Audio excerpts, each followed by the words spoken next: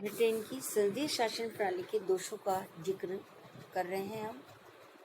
गत व्याख्यान में किया और इसके विभिन्न कमजोर पक्षों को हमने आपके सामने रखा, लेकिन कुछ बातें ऐसी हैं जो कि इसकी सफलता के लिए आवश्यक है।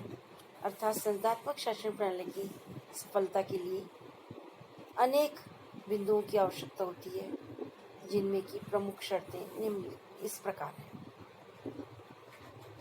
सुदृढ़ राजनीतिक दल। किसी भी संसदात्मक व्यवस्था की सफलता के लिए वहां पर सुदृढ़, संगठित एवं अनुशासित राजनीतिक दलों का पाया जाना नितांत आवश्यक है। इनकी अनुपस्थिति में मंत्रिमंडल शिथिल और अस्थिर रहेगा तथा संपूर्ण राजनीतिक दल बदल और अवसरवादिता से ग्रसित पाई जाएगी। यदि द्विदलीय व्यवस्था विद्यमान है तो वह और भी अच्छी मानी जाती है। दलों का आधार धर्म, जाति आदि न होकर आर्थिक, सामाजिक, राजनीतिक सिद्धांत होने चाहिए। स्पष्ट है कि ब्रिटेन में सुदृढ़ राजनीतिक दल विद्यमान है। इसी प्रकार दूसरी आवश्यक शर्त है व्यवस्थापिका में अस्थायी बहुमत। संसदात्मक शासन प्रणाली में शासन की सफलता उसके स्थायी बहुमत पर भी निर्भर करती है। बहुमत की अनुपस्थिति में संयुक्त या मिले जुले मंत्रिमंडल अस्थिरता से सदैव ग्रसित रहेंगे और श्रेष्ठ शासन उपलब्ध कराने में सफल नहीं हो सकते। अतः संसदात्मक शासन प्रणाली के लिए व्यवस्थापिका में स्थायी बहुमत होना अत्यंत अनिवार्य है। इसी प्रकार अगला बिंदु है सशक्त विरोधी दल। मंत्रिमंडलात्मक व्यवस्था अर्थात संसदीय व्यवस्था में एक सुदृढ़, प्रबल एवं सशक्त विरोधी दल का पाया जाना भी एक प्राथमिकता माना जाता है। लोकतंत्र में जहाँ सहमति का महत्व है, वहीं आलोचना की भी नितांत आवश्यकता रहती है। सुदृढ़ और प्रबल विरोध की अनुपस्थिति में सत्ताधारी दल पर नियंत्रण रख पाना संभव नहीं होता।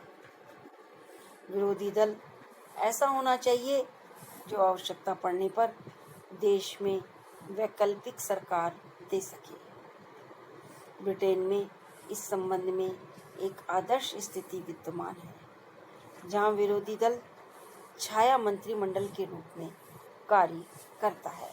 अर्थात मंत्रिमंडल जो कि सरकार में है, वहीं उसकी आलोचना करने के लिए जो विरोधी दल है वो भी एक तरह से सरकार की नीतियों के संबंध में कार्य करता है।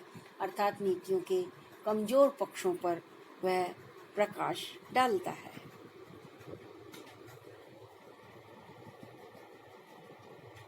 इसी के क्रम में आगे एक और आवश्यक शर्त है कि व्यवस्थापिका को भंग करने की शक्ति।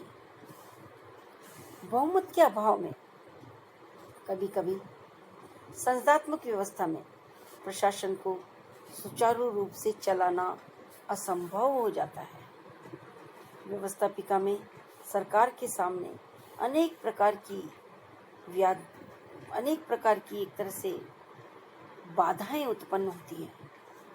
व्यवस्थापिका की एक कठोर नीति के कारण कुशल शासन का मार्ग अवरुद्ध हो जाता है और संपूर्ण राजनीति भ्रष्टता और अवसरवादिता से ग्रस्त हो जाती है। ऐसी स्थिति से निपटने के लिए कार्यपालिका के पास व्यवस्थापिका को समय से पूर्व भंग कर नव निर्वाचन का अधिकार होना चाहिए। ब्रिटेन में वास्तविक कार्यपालिका को यह शक्ति प्राप्त है, जिसके तहत वह नाम मात्र की कार्यपालिका को निम्न सदन भंग करके नव निर्वाचन का परामर्श दे सकता है।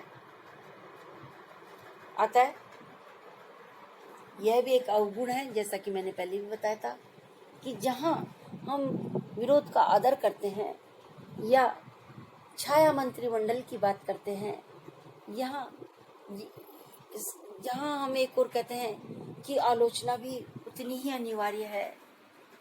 लेकिन संवैधानिक प्रावधानों को यदि हम देखते हैं तो वह एक अवगुण साबित हो जाता है कि व्यवस्थापिका को भंग करने का अधिकार वास्तविक कार्यपालिका के पास है। यदि कार्यपालिका अर्थात प्रधानमंत्री और मंत्रिमंडल की आलोचना व्यवस्थापिका में अधिक होती है, अविश्वास प्रस्ताव पारित होने की स्थिति आ जाती है, तो ऐसी स्थिति में जो वास्तविक कार्यपालिका है उसे व्यवस्थापिका को भंग करने का अधिकार है, जिसका कि वो प्रयोग करके संपूर्ण व्यवस्थापिका को कार्यकाल से पूर्व भंग कर सकती है, जिसका परिणाम यह होगा कि चाहे सत्ता पक्ष का दल हो चाहे विपक्ष हो, सभी को जनता के समक्ष पुनः निर्वाचन के लिए खड़ा होना पड़ेगा और पुनः जीत हासिल करना हमेशा संदिग्ध रहता है।